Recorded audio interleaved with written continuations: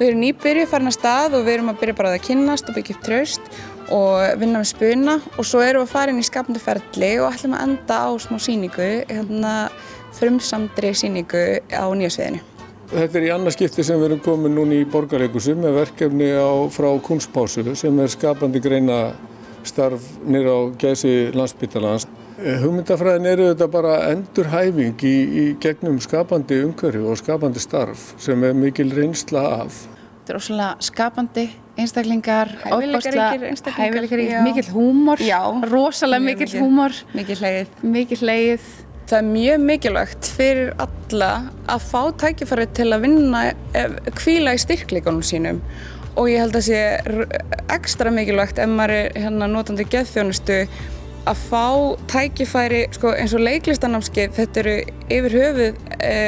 dýrnámskeið, erfitt að komast að, það er erfitt að komast í leiklistarnám, það er yfirleitt svona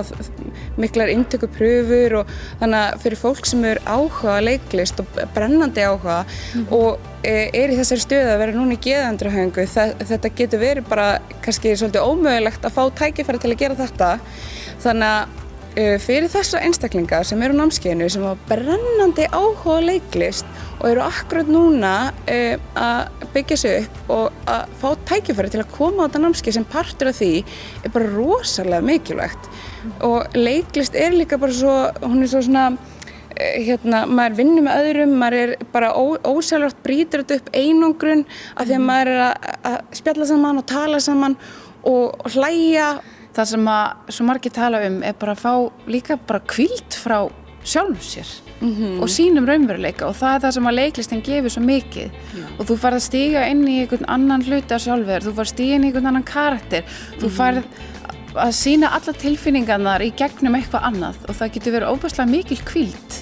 í því og frelsi og allt í einu kannski þess að koma inn með mjög mikil kvíðaeinkenni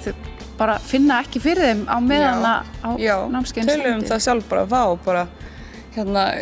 ég bara frí frá hausnum mínum í dag af því í spuna maður bara bulla og maður bara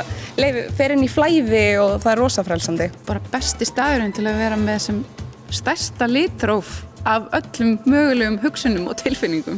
Þetta gekk rosalega vel í fyrra. Erfiðast var bara að enda námskeiðið af því að það vildi enginn að myndi enda.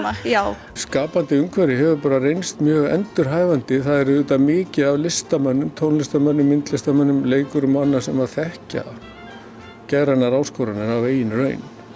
Þú lappar ekkert inn í leikhús og þarft eitthvað að upplýsa sérstaklega geðsjúkdóma.